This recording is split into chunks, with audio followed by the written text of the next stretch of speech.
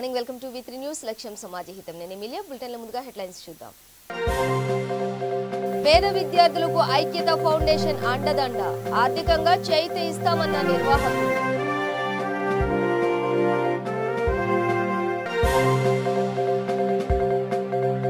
వెంకన్నను దర్శించుకున్న పుష్ప బృందం స్వామివారి తీర్థ ప్రసాదాలు అందజేశారు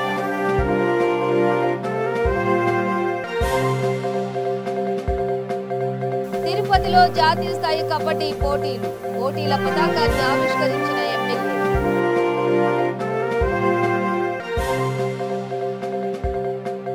ఓటీఎస్ విధానం రద్దుకు విశాఖ టీడీపీ డిమాండ్ పేదల కోసం ప్రత్యేక జీవో తెచ్చినట్టు వెల్లడి డీటెయిల్స్ చూస్తే పేద విద్యార్థులకు ఐక్యత ఫౌండేషన్ అండదండగా ఉండనుంది. మహబూబ్ నగర్ జిల్లా మహమ్మదాబాద్ మండల పరిధిలోని చౌదర్పల్లి గ్రామానికి చెందిన సుంకిరెడ్డి కుటుంబ సభ్యులు 3 నెలల క్రితం ఈ సంస్థను స్థాపించారు. తమ ఫౌండేషన్ ద్వారా పేద వెనుకబడిన ప్రాంతాల విద్యార్థులకు ఆర్థిక సహాయం అందజేస్తామని తెలిపారు. ట్రస్ట్ అంటే ఇంత ముందు మా తాతగారి పేరు మీద సుంకిరెడ్డి సుధాకర్ రెడ్డి చారిటబుల్ ట్రస్ట్ అనేది ఉండేది. దాంట్లో మా కుటుంబ సభ్యులు మెంబర్స్గా ఉండడం జరిగింది. సో కొన్ని ఎప్పుడు 2013 అక్టోబర్లో ఈ ట్రస్ట్ని స్టార్ట్ చేయడం జరిగింది. ఏది Sunkireddy Sudhakar Reddy charitable trust. So first year మేము బ్లడ్ డొనేషన్,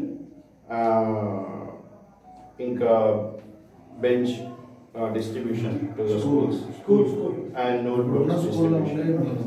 అండ్ బికాజ్ ఈ ట్రస్ట్లో మనకి ఇప్పుడు మా బాబాయ్ లేరు, కీర్తి శిష్యులు శ్రీ సుంకిరెడ్డి శ్రీనివాస్ రెడ్డి గారు వాజ్ ద సెక్రటరీ అనమాట.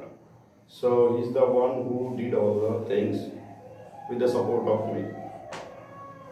ఓకే, ఆయన చేశారు, ఇప్పుడు ఆయన లేరు.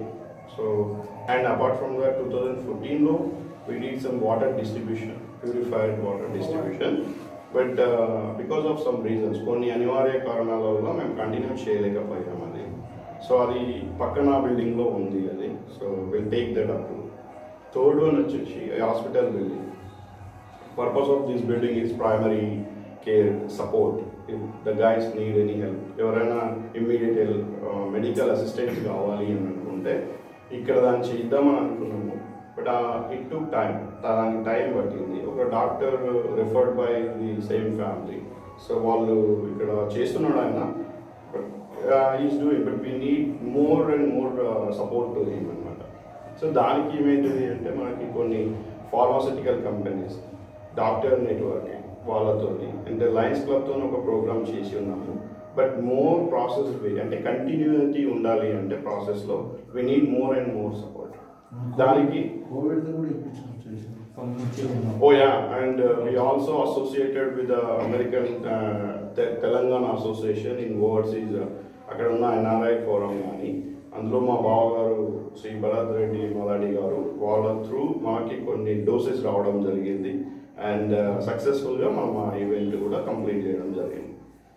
So around 500 close to, but more precisely 400 changes. But anyway, correct. So he's the one who did the coordination. But because of him that was happened, and now he's no more with us. That is the unfortunate thing, whatever we had. But going forward, I would like to continue the same, the social, the activities, whatever I am doing, but I want to do it on my, the new foundation, which is Pushpa movie unit సభ్యులు తిరుమల శ్రీవారిని దర్శించుకున్నారు. నిర్మాత నవీన్, దర్శకుడు సుకుమార్, నటుడు సునీళ్లతో పాటు పలువురు unit సభ్యులు నైవేద్య విరామ సమయంలో గోవిందుడిని దర్శించుకున్నారు. టీటీడీ అధికారులు వారికి తగు ఏర్పాట్లు చేశారు. స్వామివారి తీర్థ ప్రసాదాలను అందజేశారు. వేద పండితులు ఆశీర్వదించారు. ఈ సినిమాను దేశవ్యాప్తంగా ఆదరించిన ప్రేక్షకులకు దర్శకుడు సుకుమార్ ఈ సందర్భంగా కృతజ్ఞతలు తెలియజేశారు.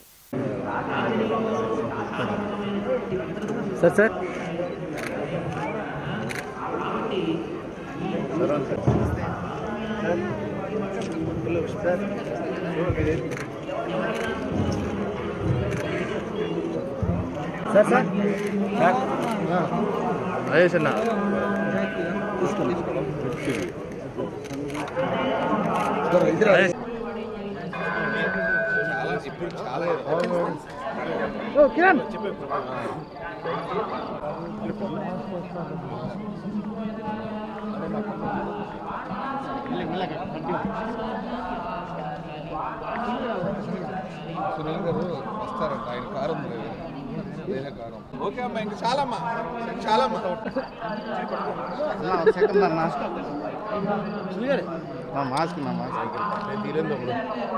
ప్రసాదం తీసుకోట ఒక సెకండ్. తమ్ముడు రాత్రి మాట్లాడింది సార్ లేదు సార్, ఫోటో తీసుకున్నానండి. మాస్క్ కొద్దిగా ఏమనుకోద్దాను సార్. Okay sir. ఈ పుణ్యం నాకు దక్కనే నేను తప్పు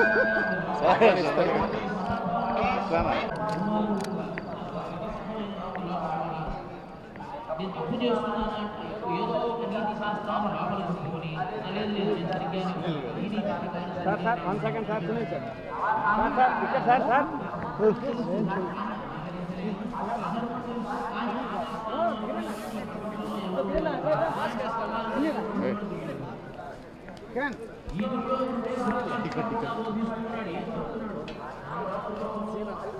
సార్ ఒక్క నిమిషం సార్.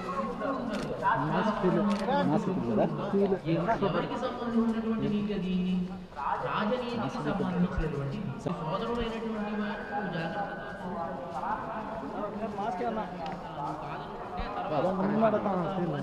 వ్యావహారికమైనటువంటి నీతి చెబుతున్నాడు. కుటుంబంలో ఇద్దరు అన్నదమ్ములు ఉంటారు.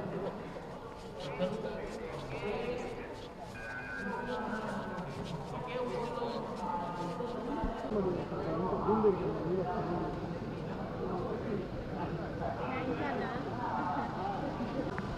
డబ్బులు పెట్టినాడు ఆయన.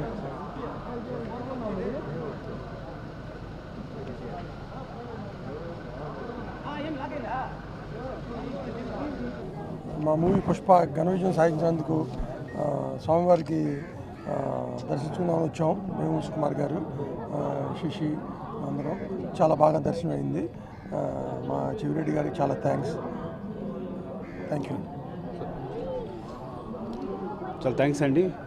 దర్శనం బాగా జరిగింది. సినిమా సక్సెస్ అయినందుకు, ఇంత పెద్ద హిట్ అయినందుకు వచ్చి స్వామివారిని దర్శించుకున్నాం. ముఖ్యంగా చెవిరెడ్డి భాస్కర్ రెడ్డి గారికి మా ధన్యవాదాలు. End March first week shooting start అవుతుంది. పుష్ప 2. తిరుపతిలో జనవరి 5 నుంచి 9 వరకు జాతీయ స్థాయి కబడ్డీ పోటీలు జరగనున్నాయి. ఈ విషయాన్ని ఎమ్మెల్యే భూమన కరుణాకర్ రెడ్డి వెల్లడించారు. ఈ పోటీలు తిరుపతి వాసులకు పెద్ద పండుగ అంటూ అభివర్ణించారు. ఈ నేపథ్యంలో ఇందిరా మైదానంలో MLA Bhumana Karunakar Reddy, SP Venkata Appalanaidu, mayor Sirisha, commissioner Girish, deputy mayor Mudra Narayana ఈ పోటీల పతాకాన్ని ఆవిష్కరించారు. ఇటీవల కాలంలో కబడ్డీ ప్రతిష్ట పెరిగిందని అన్నారు. 22 రాష్ట్రాలకు చెందిన 700 మంది క్రీడాకారులు ఈ పోటీల్లో పాల్గొంటారని తెలిపారు. ఈ కార్యక్రమంలో పలువురు కార్పొరేటర్లు, నగరపాలక సంస్థ అధికారులు, క్రీడాకారులు పాల్గొన్నారు. ఇతర దేశాలకు రిప్రజెంట్ చేసేటువంటి వాళ్ళు ఉన్నారు. ఇలాంటి వాళ్ళందరూ కూడా మన ఊరికి రావటమే మనకు చాలా గర్వకారణం. గత కొద్ది సంవత్సరాలుగా తిరుపతి పట్టణంలో క్రీడలకు సంబంధించినటువంటి ప్రోత్సాహాలు కూడా తగ్గిపోయాయి అన్నటువంటి విషయం కూడా మనకు తెలుసు. ఇంకొక ముఖ్యమైన విషయం ఏంటంటే, ఇంతకుముందే కమిషనర్ గారు చెప్పినట్టుగా ఇది మున్సిపాలిటీ మీద వేస్తున్నటువంటి భారం కూడా కాదు. మళ్ళీ ఇది కూడా ఒక underline thing. Municipality smart city వెచ్చిస్తున్నటువంటి డబ్బులు చాలా తక్కువ, దాతలు ఇస్తున్నటువంటిదే చాలా ఎక్కువ. ప్లస్ దీనికి సంబంధించి ఎక్కడ ఏ చిన్న డీవియేషన్ లేకుండా పూర్తిగా మున్సిపల్ కమిషనర్ గారి పేరు మీద, అంటే మున్సిపల్ కమిషనర్ పేరుతో అకౌంట్ తెరిచి జాతీయ కబడ్డీ నిర్వహణకి ఆ అకౌంట్లోకే డబ్బులు వేయమని చెప్పి దాతలందరినీ కూడా కోరటం జరిగింది. ఆ రకంగానే ఆ పని జరుగుతున్నది. నిన్న మేము ఇచ్చేటువంటిదే కాదు, నేను కమిషనర్ గారు, మా కార్పొరేటర్లా కాకుండా మున్సిపాలిటీకి సంబంధించి పనిచేస్తున్నటువంటి ముఖ్యంగా మన కమిషనర్ గారు కూడా ఒక 50,000 రూపాయలు వేస్తున్నారు. ఇందులో అవసరం లేకుండా, పెద్ద ప్లేస్ అవసరం లేకుండా, అదేవిధంగా ఆడ మగ తేడా లేకుండా, వయసుతో సంబంధం లేకుండా ప్రతి ఒక్కరూ ఆడగలిగే గేమ్ ఏదైనా ఉందంటే అది కబడ్డీ మాత్రమే. సో ఈ కబడ్డీలో ఏముంటుందంటే దమ్ము ఉంటుంది, ఒక బలం ఉంటుంది, ఒక చైతన్యం ఉంటుంది. ఇది 3 లక్షణాల యొక్క కలయికగా భావించుకోవచ్చు. ఒకటి స్టామినా ఉండాలి, 2 ఎండ్యూరెన్స్ ఉండాలి, 3 దీనికి బ్రీతింగ్ని హోల్డ్ చేసే కెపాసిటీ ఉండాలి. మీరు ఏ ఆట అయినా చూడండి, ఎక్కడైనా నోటితో పని ఉంటుందా? నోటిని, మెదడుని, మైండ్ని, బాడీని అన్నింటినీ కూడా బ్యాలెన్స్ చేస్తూ ఆడే గేమ్ ఏదైనా ఉందంటే కేవలం కబడ్డీ.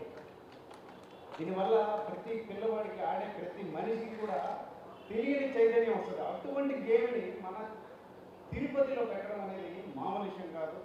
సో ఒక్కసారి ఆలోచించండి, ఒక కబడ్డీ ఆడేవాడు వాళ్ళు మీ కబడ్డీలో ఒక స్పెషల్ విషయం ఏం చెప్పనా, 7 ప్లేయర్స్ ఆడితే ఒకరు క్యాంట్కి వెళ్తే, అంటే రైడర్ ఒకరు వెళ్తే 7 డిఫెన్స్ చేస్తారు. అంటే డిఫెన్స్ అనేది ఎక్కువ మంది చేస్తారు, ఆఫెన్స్ అనేది ఒక్కరు చేస్తారు. మన లైఫ్లో కూడా ఆఫెన్స్ అనేది వన్ టైం సెటిల్మెంట్ విధానాన్ని రద్దు చేయాలని టీడీపీ డిమాండ్ చేసింది. రిజిస్ట్రేషన్లను ఉచితంగా చేయాలని Visakha TDP MLA Velagapudi Ramakrishna Babu demand చేశారు. 2013కు ముందు ప్రభుత్వ స్థలంలో ఇళ్లు కట్టుకుని నివసిస్తున్న వారికి తమ ప్రభుత్వ హయాంలో పట్టాను అందించేందుకు ప్రత్యేక జీవోను తెచ్చిన విషయాన్ని గుర్తు చేశారు. పేద మధ్యతరగతి ప్రజలకు సులభంగా రిజిస్ట్రేషన్లు చేసేందుకు ప్రత్యేక జీవో కూడా తెచ్చామని చెప్పారు. ఈ జీవో ప్రకారం పట్టాలు అందుకున్న వారికి 2 ఏళ్ల తర్వాత పూర్తి యాజమాన్య హక్కు లభిస్తుందని చెప్పారు. అయితే ఇప్పటికీ వైసీపీ ప్రభుత్వం కొన్నేళ్లుగా నివసిస్తున్న ప్రజలను ఓటీఎస్ విధానంతో దోచుకునేందుకు ప్రయత్నిస్తోందని ఆరోపించారు. అంటే 20,000 రిజిస్టర్డ్ వాల్యూ ఉంటే 100 గజాలు ఉంటే 20 లక్షలు కట్టాలి. మనం 500 గజాల వరకు 30% పెట్టాం. మనం నిజంగా జగన్మోహన్ రెడ్డి గారికి ప్రేమ ఉంటే ఈ జీవో ఇమీడియట్గా రద్దు చేసి చంద్రబాబు నాయుడు గారు ఏ విధంగా జీవోలు ఇచ్చారో దాని ప్రకారం వాళ్ళకు పట్టాలు ఇష్యూ చేయాల్సిన బాధ్యత ఈ జగన్మోహన్ రెడ్డి గారి ప్రభుత్వం మీద ఉంది. నువ్వు అంత పేదల మీద ప్రేమ ఉంటే ఎప్పుడో ఎన్టీ రామారావు గారి దగ్గర నుంచి ఇప్పుడు వరకు కట్టిన ఇళ్ళకి 10,000, 15,000, 20,000 నువ్వు ఎందుకు వసూలు చేస్తున్నావు? వసూలు చేయవలసిన అవసరం ఏముంది? రాజ్యాంగం ప్రకారం 30 సంవత్సరాలు దాటితే ఆటోమేటిక్గా హక్కు వచ్చేస్తుంది. అసలు నువ్వు ఇచ్చిన పత్రాలు పనికొస్తాయా? పనికిరావు. ముందు వీటితో పాటు అర్జెంటుగా రాష్ట్రం కానీ ముఖ్యంగా విశాఖ నగరంలో 80,000 మందికి రిజిస్ట్రేషన్ హక్కు 2 ఏళ్ళు పూర్తి అయిపోయింది, 5 ఏళ్ళు కూడా పూర్తి అయిపోయింది. నీ 225 జీవోలో లాకింగ్ పీరియడ్ నువ్వు 5 ఏళ్ళు పెట్టావు. 2018 డిసెంబర్ నాటికే 2 ఏళ్ళు పూర్తి అయిపోయినాయి. ఈ 296 జీవో కానీ 388 కానీ 301 కానీ అవన్నీ కూడా రిజిస్ట్రేషన్ ఇమ్మీడియట్గా జగన్ రెడ్డి గారి ప్రభుత్వం రిజిస్ట్రేషన్ చేయించాలి. నీకు నిజంగా పేదలు అంటే నువ్వు ఎందుకు చేయించట్లేదు? దీంట్లో నీకు రూపాయి రాదు కాబట్టి, నువ్వు దోపిడీ చేయడానికి వీలు లేదు కాబట్టి నువ్వు రిజిస్ట్రేషన్ చేయట్లేదు. నువ్వు ఓటీఎస్ ఎందుకు పెట్టావు? పేద ప్రజల్ని దోపిడీ చేయడం కోసం నువ్వు ఈ ఓటీఎస్ స్కీమ్ తీసుకొచ్చావు. నిజంగా నిజాయితీగా నాకు తెలిసి భారతదేశంలో ఎప్పుడైనా సరే ఎవరైనా సరే డి ఫామ్ పట్టా అవనివ్వండి, బీ ఫామ్ పట్టా అవనివ్వండి, చంద్రబాబు నాయుడు గారు ఇచ్చిన పట్టా అవనివ్వండి, ఇదిగోండి ఈ పట్టాలు ఇలాగ ఉంటాయి. ఎక్కడైనా చంద్రబాబు నాయుడు గారి ఫోటో ఉందండి? ఎక్కడైనా ఇదిగోండి విశాఖపట్నం డిస్ట్రిక్టు తహసీల్దార్ సంతకం, లబ్ధిదారు ఫోటో, జియో ట్యాగింగు, ఆవిడ స్థలం ఎంత,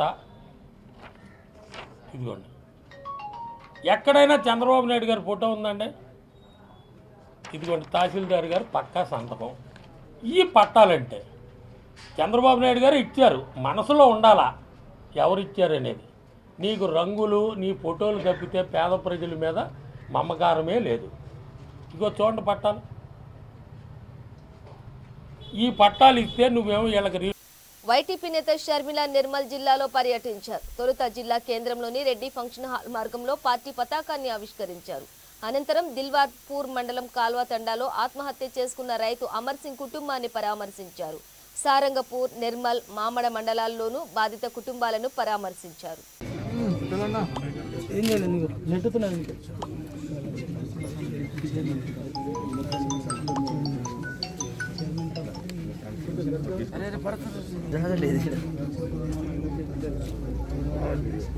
వడ్డీ మెయిన్ అంతే సార్.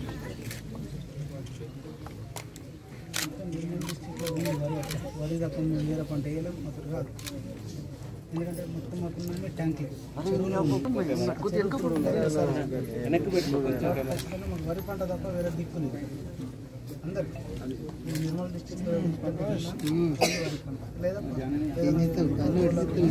చేయలేని చేత కాని ముఖ్యమంత్రి కేసీఆర్ గారు ఒడ్లు పండిస్తే రైతు కష్టపడి ఒడ్లు పండిస్తే అవి కొనుగోలు కూడా చేయలేని చేత గాని ముఖ్యమంత్రి కేసీఆర్ గారు. కేంద్ర ప్రభుత్వము రైస్ అయితే యాసంగిలో ఎన్నైనా మేము కొంటాము అని ఓ పక్క అంటుంటే అసలు ఒడ్లే వేయద్దండి అంటున్నాడు. అంటే అసలు పరిపాలనే చేత కాని ముఖ్యమంత్రి కేసీఆర్ గారు. మరి మీరు అధికారంలో ఎందుకున్నారు ముఖ్యమంత్రి అని పెడుతున్నారు మీరని అడుగుతున్నాం. ఒక మీ కుటుంబం తప్ప ఇంకా ఏ కుటుంబం అయినా ఈ తెలంగాణ రాష్ట్రంలో బాగుపడుతుందా ముఖ్యమంత్రి గారు అని అడుగుతున్నాం. మరి ఒక్క మీ కుటుంబం కోసమే పనిచేసేట్టుకుంటే ఇక మీకు ముఖ్యమంత్రి పదవి ఎందుకు అని అడుగుతున్నాం. హాయిగా ఇంతవరకు సంపాదించిన దాంతో ఫామ్ హౌస్ లో పడుకోవచ్చు కదా, ఇంకెంత మందిని పొట్టను పెట్టుకుంటారు అని అడుగుతున్నాం. అవసరమా? ఇంతమంది చచ్చిపోవడం అవసరమా? ఎందుకు ముఖ్యమంత్రి పదవిలో ఉన్నారు మీరు? ఏదైనా రాజకీయాలే, ఏదైనా రాజకీయాలే. ఈరోజు హర్యానాలో ఎక్కడో నష్టపరిహారం ఇస్తాడంట. మన రాష్ట్రంలో ఇంతమంది రైతులు ఆత్మహత్యలు చేసుకుంటుంటే ఒక్క రూపాయినా సాయం చేశారా? ఏమా మీకు ఒక్క రూపాయినా ప్రభుత్వం సాయం చేసిందా? ఒక్క రూపాయి అంటే ఒక్క రూపాయి ఒక్క కుటుంబానికి కూడా సాయం చేయటం లేదు కేసీఆర్ గారు. మరి మీకు ఎందుకు ముఖ్యమంత్రి పదవి? మాటికి కేసీఆర్ గారు రైతు ద్రోహే. ఈరోజు కేసీఆర్ గారు రైతుల్ని నట్టేట ముంచేశాడు. రైతు బంధు అని ఇస్తున్నది 5,000 అయితే ఇన్పుట్ సబ్సిడీ ఇవ్వటం లేదు, విత్తనాల మీద సబ్సిడీ ఇవ్వడం లేదు, పంట నష్టపోతే కనీసము పంట ఇన్సూరెన్స్ కూడా ఇవ్వటం లేదు, యంత్రలక్ష్మి లేదు. ఇస్తున్నది 5,000 అయితే రైతు దగ్గర నుంచి కాజేస్తున్నది దాదాపు 25,000-30,000. కేసీఆర్ కి ఇది భావ్యం కాదు. కేసీఆర్ గారికి మళ్ళీ చెప్తున్నాం, ఆత్మహత్యలు చేసుకున్న ప్రతి కుటుంబానికి, ప్రతి రైతు కుటుంబానికి 25 లక్షల రూపాయలు. రోజు ఇంతమంది రైతులు ఆత్మహత్యలు చేసుకున్నారు. ఖమ్మం జిల్లాలో బుధవారం ఘోర రోడ్డు ప్రమాదం జరిగింది. వైరా పినపాక బ్రిడ్జి సమీపంలో ద్విచక్ర వాహనంపై వెళ్తున్న భార్యాభర్తలను వెనుక నుంచి లారీ ఢీ కొట్టింది. దీంతో మరియమ్మ లారీ కింద పడి అక్కడికక్కడే మరణించింది. లారీ ఢీ కొనడంతో ఆమె శరీర భాగాలు ఎగిరిపడ్డాయి. గుండె రోడ్డుపైనే పడిపోయింది. ఈ ఘటనను చూసిన వారు కన్నీరు మున్నీరయ్యారు. భార్యాభర్తలు బోనకల్ మండలం సీతానగరం వాసులు. భర్త నాగేశ్వరరావుకు తీవ్ర గాయాలు కాగా ఆసుపత్రికి తరలించారు. పోలీసులు ఈ కేసు దర్యాప్తు చేస్తున్నారు.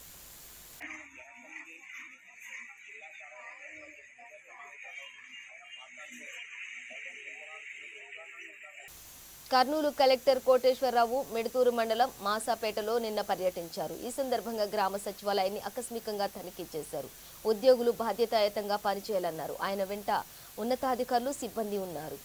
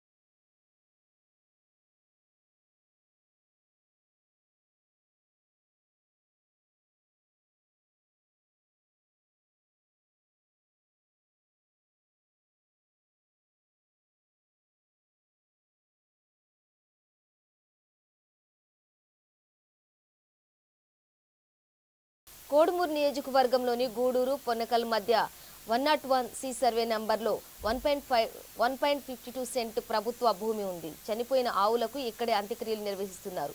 ఇటీవల ఓ గోమాతను ఖననం చేయడానికి తీసిన గుంతలో 12వ శతాబ్దానికి చెందిన శ్రీ వీరభద్రస్వామి విగ్రహం బయటపడింది. అయితే ఈ విగ్రహాన్ని గుర్తు తెలియని కొంతమంది దుండగులు ధ్వంసం చేశారు. దీనిపై ఆడంగల్ సృష్టించిన ఎమ్మెల్యే సుధాకర్ బాబు అనుచరుడు షేక్ అబ్దుల్ జిలానీ ఈ భూమిని కబ్జా చేశారని బీజేపీ నేత, బీజేపీ మండల అధ్యక్షులు మల్లేష్ నాయుడు ఆరోపించారు. సంబంధిత అధికారులు తగు చర్యలు తీసుకోవాలని కోరారు.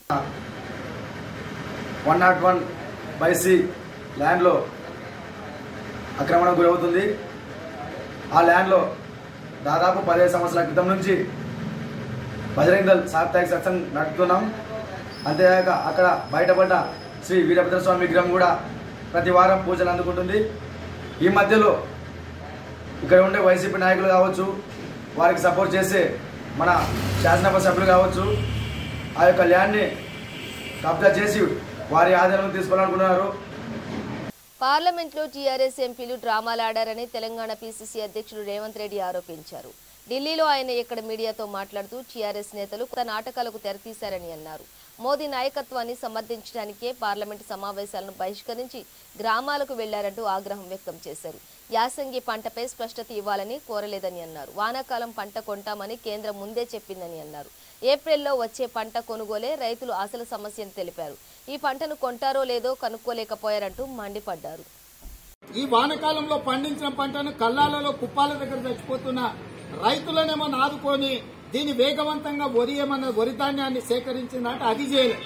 చివరికి మళ్ళీ అక్కడి నుంచి ఢిల్లీకి వచ్చి నిన్న మంత్రిని కలిసి యాసంగిలో కొనాల్సిన పంట మీద స్పష్టత ఇవ్వమని, రా రైస్ కాదు ఫార్బాయిల్డ్ రైస్ కొంటాము అని మీరు ఒప్పించే విధంగా కేంద్ర మంత్రి మీద ఒత్తిడి చేయాల్సిన వ్యవసాయ శాఖ మంత్రి, పార్లమెంట్ సభ్యులు ఆ పని చేయకుండా ఈ వానకాలంలో మీరు ఎంత కొంటారో చెప్పండి అని అడుగుతున్నారంటేనే వీళ్ళ దుర్మార్గమైన ఆలోచన, వీళ్ళ రాజకీయ పరమైన రాక్షస క్రీడ ఏ విధంగా ఉందో చూడండి.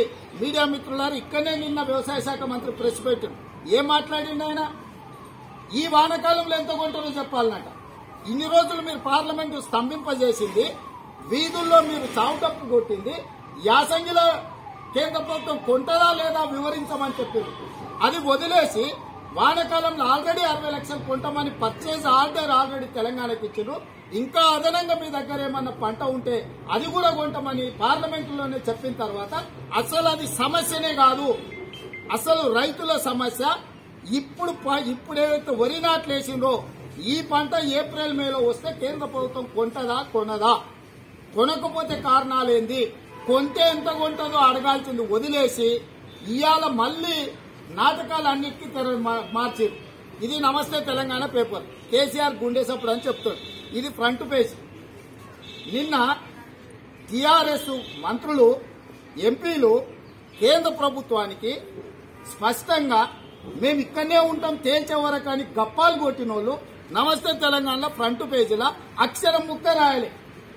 పైన హోంగార్డ్స్ కు జీతాల పెంపు, ఈడ దళిత బంధు, ఈడిదేదో పేపర్ నిండా అడ్వర్టైజ్మెంట్ లేపిస్తున్నాడు. అసలు సిగ్గుందా కేసీఆర్కి? అసలు మనిషేనా కేసీఆర్ కుటుంబం? మీకు ఆదాయం వస్తుందని చెప్పి అడ్వర్టైజ్మెంట్లు వేసుకున్నారు నమస్తే తెలంగాణ పేపర్లా.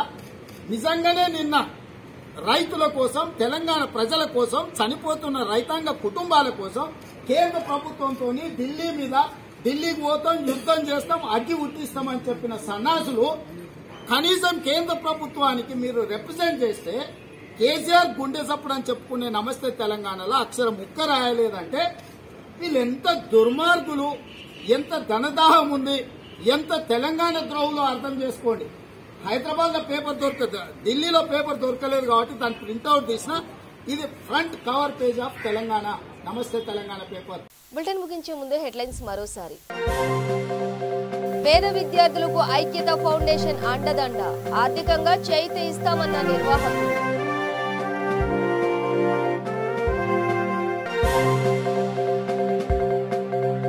వెంకన్నను దర్శించుకున్న పుష్ప బృందం, స్వామివారి తీర్థ ప్రసాదాలు అందజేశారు.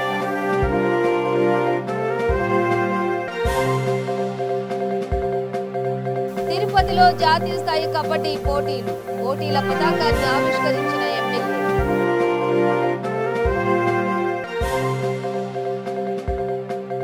ఓటీఎస్ విధానం రద్దుకు విశాఖ టీడీపీ డిమాండ్. పేదల కోసం ప్రత్యేక జీవో తెచ్చినట్టు వెల్లడి.